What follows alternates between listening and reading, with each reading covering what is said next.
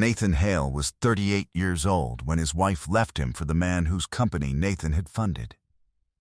He did not find out the way most men find out, through a confession, or a confrontation, or a text message opened at the wrong moment.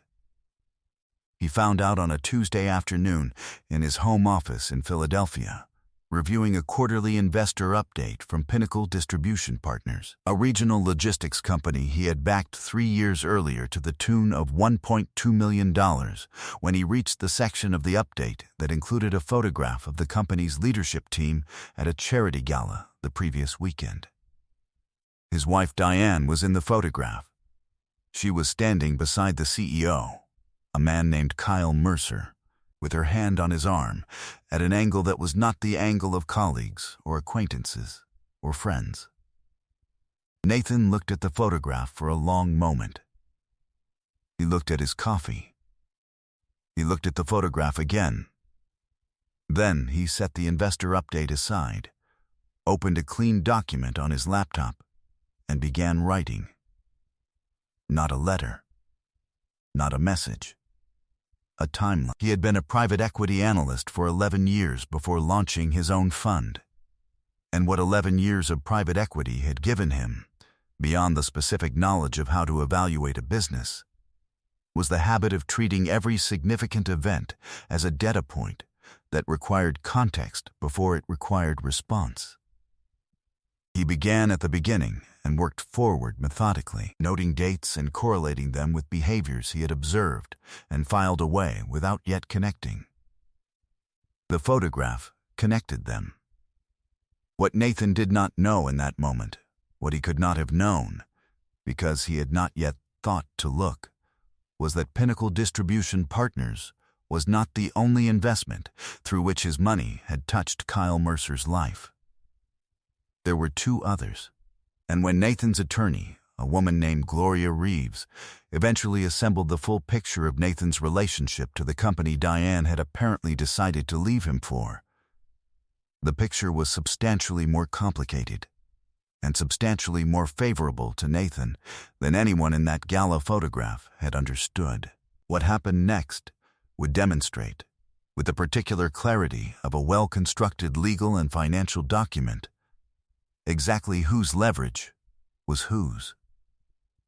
Before we jump into the story, comment where in the world you are watching from, and subscribe, because tomorrow's story is one you need to hear. Nathan Hale had grown up in West Philadelphia, in a row house on Spruce Street that his grandmother Florence kept, with the orderly intention of a woman who had decided, at some point in her 50s, that the space around you was a reflection of the clarity inside you. And that clarity was worth maintaining, regardless of what the world outside your door was doing. Florence was 76 years old now, and still in the Spruce Street house, still maintaining the same routines with the same unhurried precision.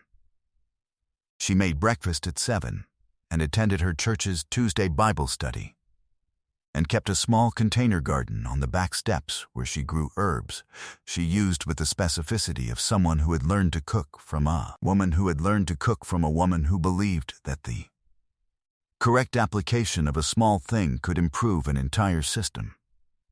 Nathan visited on the second Sunday of every month, which was not a formal arrangement but was consistent enough to have become one, and these visits had been among the most reliable constants of his adult life. He had grown up watching Florence manage scarcity with a precision that looked, from the outside, like abundance. She had raised Nathan's mother and 2 aunts on a seamstress's income, had sent all 3 to college by the strategic management of every dollar that passed through the household, and had emerged from those years with neither bitterness nor visible sacrifice, which Nathan had come to understand was not evidence that it had been easy, but evidence that she had decided how she was going to carry it, and had carried it that way. His grandfather had died when Nathan was 7, which was early enough that what Nathan remembered of the man was more impression than specific memory, a quality of stillness, of considered speech, of hands that moved with the efficiency of someone who knew exactly what they were doing and had never needed to announce it. Nathan had been told, often enough that it had become a kind of inherited belief, that he had gotten the stillness from his grandfather's side. He had worked for an investment firm in Center City, Philadelphia for 11 years after his MBA, had been promoted 4 times in the first 7 years, and had spent the final 4 building the internal expertise and the external relationships that had allowed him, in 2019, to leave and establish a private fund that his accountant described, in its first full year, as performing ahead of projections in 3 of 4 categories, which was accurate, but understated the degree to which Nathan had been methodical about where the fund's capital went and why. He did not invest in businesses he did not understand. He did not invest in people he had not observed over time. He had a specific and documented investment thesis that had been consistent since year 1, and that had, over 4 years, produced returns that were not spectacular, but were reliable in the way that only correctly constructed things are reliable. Not flashy, not dependent on a single favorable condition, but built to hold across conditions. His investors, 13 of them, all individuals or small family offices he had cultivated relationships with over his career, trusted him with their capital because he had spent 11 years demonstrating that he was the kind of person who did not require trust to be declared. He simply behaved in ways that made it arrive on its own. He had met Diane in 2017 at an industry conference in New York, a gathering of mid-market private equity professionals that had the specific social texture of events where everyone is both networking and performing the appearance of not networking. She had been working in investor relations at a debt restructuring firm and had the easy, assured manner of someone who had learned to move through rooms of careful professionals without triggering the wariness that careful professionals bring to most interactions. She had asked him a question about his investment thesis that was specific enough to suggest she had done some research before speaking to him, which he had found both flattering and interesting. He had been careful with her in the early period, careful in the specific way of someone who understood that the first 6 months of anything were the version presented for evaluation rather than the version that would eventually emerge. He had extended the evaluation period deliberately. He had liked what he found during it. He had been wrong about what would emerge after. The drift, when it came, had the pattern he had come to recognize in businesses that were performing adequately on surface metrics while quietly deteriorating at their foundations. A gradual withdrawal of investment. A quality of attention that shifted from genuine to dutiful, small signals that individually meant nothing and collectively meant everything. Diane worked long hours and traveled regularly and had, in the preceding year and a half, accumulated a set of friends in a social circle adjacent to the city's tech and startup community, whose names Nathan recognized, but whose faces he had rarely been invited to meet. She had described Kyle Mercer, on the 2 occasions he came up in conversation, as a contact through a mutual colleague. Nothing more. Nathan had noted this with the same flat categorization he applied to data points that were not yet actionable, and had filed it in the same mental folder as the other signals, and had continued to wait for the pattern to clarify. The photograph clarified it. His hands did not shake. He had sat for 11 minutes after setting the investor update aside, and then had done 4 things in sequence. He had called his accountant, Leonard Park, and left a message asking for a meeting at Leonard's earliest availability. He had opened a new browser tab and reviewed the publicly available corporate filings for Pinnacle Distribution Partners, which he had not needed to review before because he had been an active investor and had received quarterly updates and had attended the annual investor meetings and had believed, as he was entitled to believe, that the company was operating as represented. He had then reviewed his fund's investment records for anything connected to Kyle Mercer's name, which produced 2 additional entries he had not previously connected: a seed investment through a co-investor in a supply chain software firm that Kyle Mercer had advised as a board member, and a bridge loan participation in a commercial real estate vehicle in which a holding company linked to Mercer had been a co-borrower. These were not the same as controlling interests. They were not leverage in the conventional sense. They were, however, three threads connecting Nathan's money to Kyle Mercer's professional life, in ways that, assembled correctly and presented in the right context, told a story that neither Kyle Mercer nor Diane had paused to consider. He had then called his attorney, Gloria Reeves. Gloria Reeves practiced family law and civil litigation from an office in Rittenhouse Square that had the ordered, purposeful quality of a place where the work was taken seriously, and where the coffee which Gloria's assistant made fresh every 2 hours was excellent. She was 57 years old, had been practicing for 31 years, and had the manner of a woman who had spent those 31 years being consistently the most prepared person in any room she entered, which had produced in her not arrogance, but a specific and settled authority. The kind that does not need to announce itself, because it is already visible in the way everything is arranged. She had reviewed Nathan's documentation, the timeline, the photograph from the investor update, the 3 investment connections he had identified, and 4 months of financial records from the joint accounts he had begun reviewing with Leonard's assistants, without expression, until she set the last page down. You have minority interests in 3 vehicles that touch him directly or indirectly, she said. None of them individually constitute leverage. Together, in the context of a dissolution proceeding, they constitute something more useful than leverage. She looked at him steadily. They constitute complete information. Information she did not give you. Information she apparently did not realize you already had. She picked up her pen. The financial records are going to take 2 weeks to properly organize. The investment documentation I can work with immediately. She looked at her calendar. And I want a meeting with your accountant before I file anything. She paused. Leonard Park. She wrote the name. I've worked with him before. He's thorough. She looked up. So are we. Let's be thorough together. Leonard Park was 59 and had been managing Nathan's personal and fund finances since year 2 of the fund's operation. He worked from an office in Society Hill with the methodical intensity of a man who had never once confused activity with productivity, and who kept his files in an order so complete and anticipatory that Gloria had once described his documentation as pre-litigated, by which she meant that it had been assembled with the clarity and completeness of material that would survive scrutiny before anyone had asked for it to. Leonard reviewed the 3 investment connections Nathan had identified, traced the capital flows from Nathan's fund through the co-investment vehicles, and produced a 30-page document that mapped, in precise and documented language, the full relationship between Nathan's capital and Kyle Mercer's professional ecosystem. The relationship was not controlling.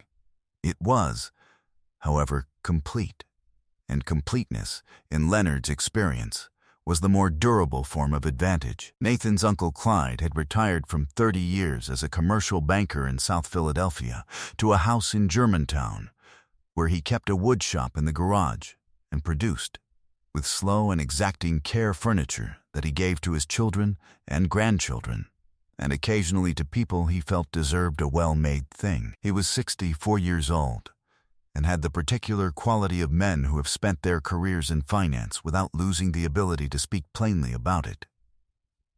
Nathan had driven out to Germantown on a Thursday evening and had told him everything. Clyde had listened without interrupting, which was his way, and when Nathan finished he had been quiet for a moment, running a hand along the edge of a walnut panel he was working on. She walked out of a house to chase a man whose operation your money helped keep alive, he said. He did not say it with drama. He said it the way he noted a dimension, factually, without inflection. That's not a coincidence, she thought through. He set down the panel. She was looking at what was visible. She didn't look at what was underneath it. He looked at Nathan.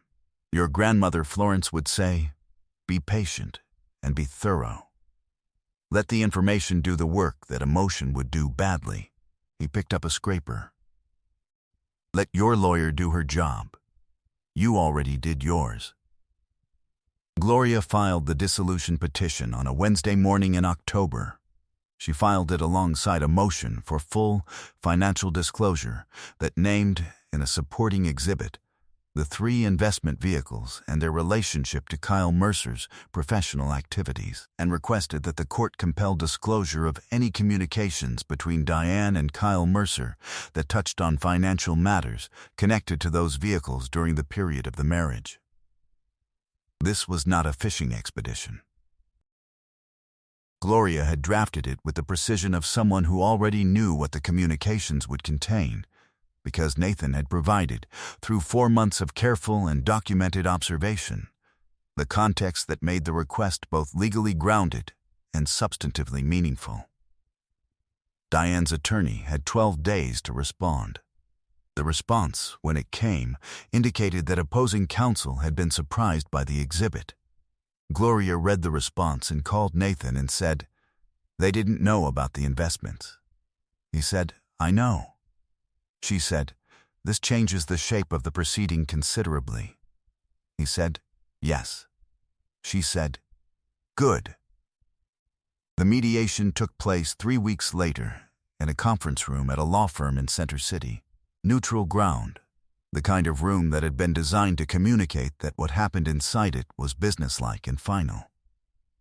Diane arrived with her attorney, a man named Desmond Farrow, who was experienced and professional, and who had clearly spent the intervening weeks attempting to understand the full shape of Nathan's relationship to the man his client had been seeing. He had understood it, but the understanding had arrived 3 weeks too late to change the frame of the proceeding, which Gloria had established with the first filing and had not allowed to be reframed since. Kyle Mercer was not present. He had not been invited. His name was on Exhibit A, Exhibit C, and the cover page of Leonard Park's 30-page Capital Flow document, which was set on the table before Diane and Desmond Farrow arrived. When they walked in and Diane saw the document, and specifically saw on its cover page the summary that Leonard had written describing the fund's total exposure to entities associated with Kyle Mercer, she stopped for a moment in a way that was visible, and then continued to her chair and sat down and placed her hands flat on the table. Gloria allowed the room to settle. Then she said, "My client is the fund's general partner and the primary decision-maker for all capital deployment. The 3 investment vehicles named in Exhibit A were selected by my client based on his investment thesis. None of those decisions were made with any knowledge of the personal relationship that was developing between your client and Mr. Mercer. That relationship developed while my client continued to manage those investments in good faith." She turned a page. "What we are asking the court to consider is whether that context has bearing on the dissolution of the marital estate. Our position is that it does." She looked at Desmond Farrow evenly. "We have 30 pages of documentation to support that position. I suggest we begin." Nathan had been watching Diane as Gloria spoke. She was looking at the cover page of Leonard's document. She looked, in that moment, like someone who had made a calculation based on numbers she had not verified, and was now seeing the correct numbers for the first time. He recognized the expression. He had seen it in boardrooms. He had seen it in the faces of founders who had presented projections they believed, and then seen the actual data. It was not guilt, exactly. It was the specific disorientation of someone whose model of reality and reality itself had just, publicly, diverged. He had not planned what he said next. It arrived simply. The way things arrive when you have been quiet for long enough. "I want you to understand something," he said. His voice was level. "You left to be with a man whose company I funded. I don't say that to embarrass you. I say it because I want you to understand what information you were working with when you made that decision." He looked at her without heat. You made a decision about who I was based on what you saw. What you saw was a version of me I had never been required to fully explain, because the people who needed to understand it had always done the work of looking. He straightened the papers in front of him. The people who matter have always known what I built. You simply chose not to look. He nodded to Gloria. He stood. He walked out. The corridor was wide and quiet. Outside, the October air was cold and sharp. The first real cold of autumn. The kind that arrives in Philadelphia like a decision that has finally been made after a long deliberation. Nathan stood on the sidewalk and breathed it in.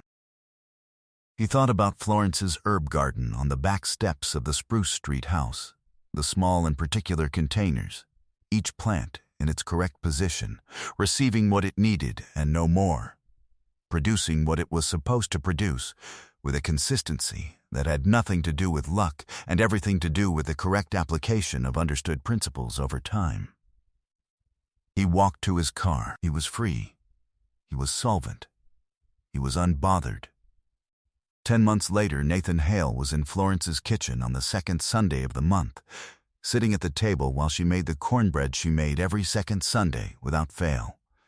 The same recipe from the same handwritten card she had made from the same card her own mother had written for her. The kitchen smelled of it. Nathan had his coffee.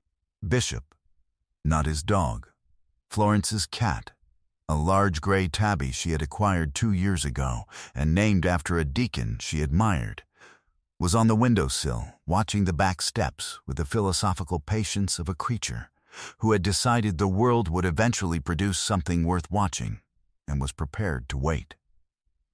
The fund had completed its strongest calendar year to date, with returns across the portfolio averaging 11.4%, which was 2 points above Nathan's conservative projection, and which Leonard Park had noted in his year-end summary with the muted satisfaction of a man who has been proven correct and considers the proof its own reward.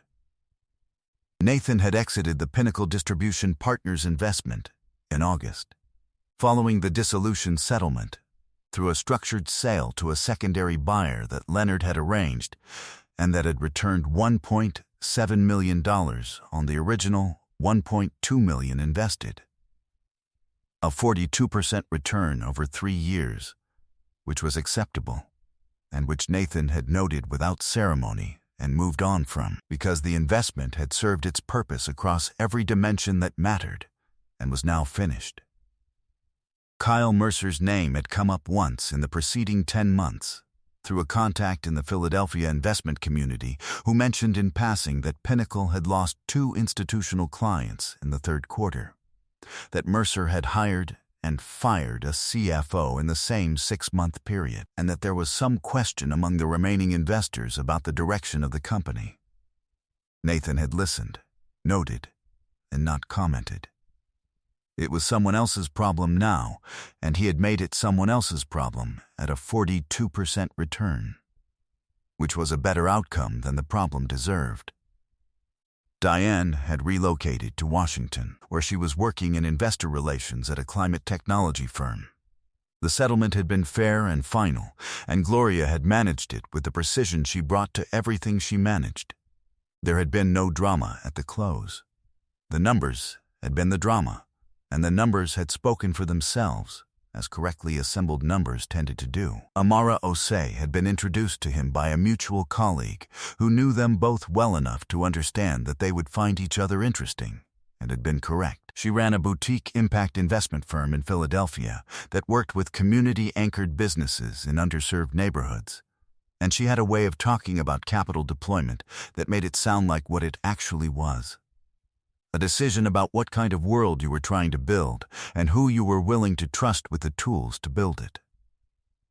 She had asked Nathan on their first conversation what the fund had been built to do beyond generating returns. He had thought about it for a full 30 seconds, which she appeared to find neither unusual nor insufficient. He had given her an honest answer. She had listened to the whole thing. She had asked one follow-up question. They had talked for 2 hours past the point the conversation had needed to go, and neither of them had noticed until the restaurant was nearly empty. She was not in Florence's kitchen this second Sunday morning. She was in New York for a 2-day meeting with a foundation that was considering a co-investment in one of her portfolio companies, which was the kind of work she did and did well, and which Nathan understood and respected without any particular ceremony, because respect was most clearly expressed by its consistency rather than its declaration. Florence set the cornbread on the rack and turned to look at her grandson. She had the particular quality of looking that people develop when they have spent decades watching the people they love navigate difficulty, and have learned to see the difference between a person who is burdened and a person who is simply present. She looked at Nathan, and she saw the second thing. "Your grandfather," she said, "used to say that a man who knows the value of what he has built is the hardest man in the world to diminish." She turned back to the counter and began to cut the cornbread along the lines she had scored before baking. He said it because he knew men who had been diminished. He said it because he was not one of them. She slid a piece onto a plate and set it in front of Nathan. "You are not one of them either." She poured them both more coffee. "Eat, it's better warm." Nathan ate the cornbread. It was better warm. It was always better warm. Florence had known this for 50 years and acted accordingly, which was, Nathan had come to understand, the simplest and most complete definition of wisdom he had ever encountered, knowing what was true and acting accordingly, consistently, without the need to explain or justify the knowing. The kitchen was warm, and the second Sunday was unfolding in the same way it had always unfolded, which was without urgency and without excess, and with the specific quality of ease that belongs to a man who has built the things he meant to build and is now sitting inside a life that holds. Some investments compound in ways you do not fully anticipate when you make them. The ones worth making always do. I hope you enjoyed that one. Be sure to like the video and subscribe so you don't miss the next story. I've picked out 2 more for you that I think you'll really like.